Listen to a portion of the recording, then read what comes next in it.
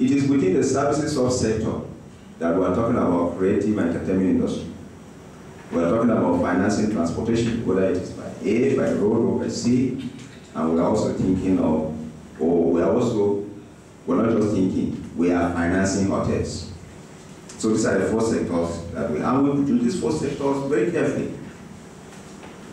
Because in creative entertainment industry, the potential that they are very huge. In solid minerals, I believe that the export revenues that were supposed to derive from that sector will even rival that of oil. South Africa export in 2011 was $94.21 billion US.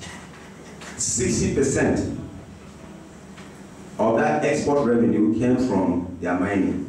That is almost 57 billion out of 94. The endowment of Nigeria is better than that of South Africa. We have 34 solid minerals in commercial quantities. Yet, as we speak, solid minerals is contributing less than 0.5% to our GDP. What does that tell us? Huge potentials that nobody has been able to scratch. But what are we doing? We are pursuing oil. Oil has made Nigeria. Oil is not a blessing to Nigeria. I keep saying that if we don't diversify the economy of Nigeria away from oil, that oil will finish one day. Or you will have that oil, there will be no market. And we are beginning to see that. America is beginning to find alternative sources of energy. By 2015, I believe that the level of oil that they are buying from us today will shrink. We have more African countries that will be able to discover oil. They too will be able to go in with penetration pricing. Maybe the kind of terms that we are selling our oil now, they want to sell it lower so that they too will have a bite of what is happening.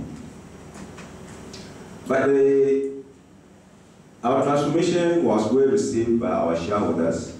Central Bank was able to give us an equity between the 25 billion and the 6.7. What was outstanding was about 18.23 billion. And because of the way we wanted to run the bank, they said, "You are serious, take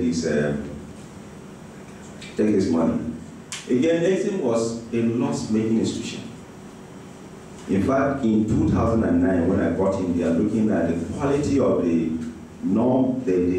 risk assets that I made, that we have high non-performing accounts, I said, okay, why don't I provision most of them so that going forward I can start on a clean slate?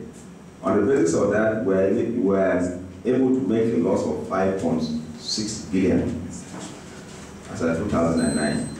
But our first full year of operation, that is 2010, we were able to make an audited profit of 189 billion. And for the first time, we were able to pay dividends to Central Bank and Federal Ministry of Finance. Our performance for 2011 is even better than what we did, but we can't mention the figures now. There was a transition in appointing new auditors, so they came in.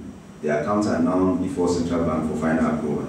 What we did in 2012, I think is double what we did the past 2 years. So you begin to see a lot of interest, coming in.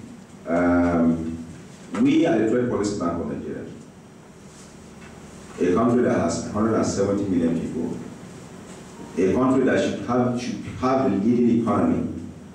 Right now, when people talk about the most industrialized economy in Africa, they are talking about South Africa. Why are they talking about South Africa? Because the level of informal trade in South Africa is very small. In Nigeria, maybe the informal trade is still more than the formal trade. So if you don't have statistics, how do you rate an economy? If you get to Kano State, if you get to Kano City, if you get to Calabar, if you get to Borno, if you get to Sembabora here, the level of informal trade that is going on in countries is huge. Some of them have been trading for the past 20 years among themselves. If you ask them to give you just a sheet of paper like this, they don't have it. That's number one. Number two, they will walk across, sell their goods in cash, put their cash in the pocket, and get back. We can't continue. So what we did, as soon as I got into the Exim Bank and we discovered, we said we need to formalize our trade, even for statistical purposes, even for planning purposes. So we quickly developed a product which we call ECOWAS Trade Support Facility. Because within ECOWAS, it is Nigeria that is the driving seat. We have about 308 million people. We control 170. The GDP of ECOWAS will contribute over 60% of the GDP of ECOWAS. And somebody somewhere must take that initial step of how we can formalize our trade. Our exporters were in law with Europe and America. Meanwhile, we did not have a competitive advantage. We don't have the modern equipment to produce goods that will meet their own standard. So we got in and inherited a lot of trade disputes. Either Nigerian exporters were not able to meet up the orders, or even where they did not meet the standard.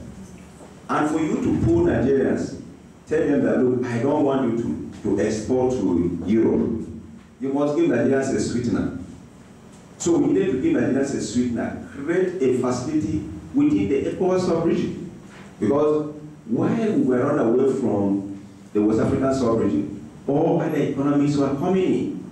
The financial crisis that we had in 2008, 2009, it is only Africa and some part of Asia that stimulated the demand for the world economy to recover.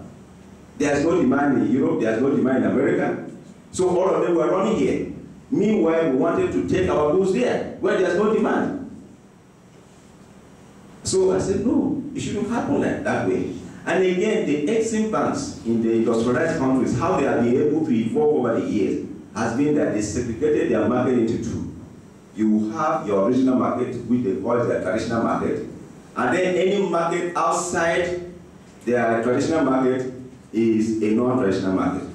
So because export trade or international trade is a bit complicated, they will trade among themselves, unleash all the potentials, create jobs for their own indigenous within that, with their citizens within that area, so that when they move out of their traditional market, assuming we have an exporter from Nigeria that is moving out of ECOWAS sub-region, if it's a Nigerian, the Nigerian government will not step next in or tell some other agencies and say, look, follow these exporters with risk mitigating instruments. Mitigate their risks against non-payments, against political risk and all that. That is how other Exim banks have been able to evolve over the years.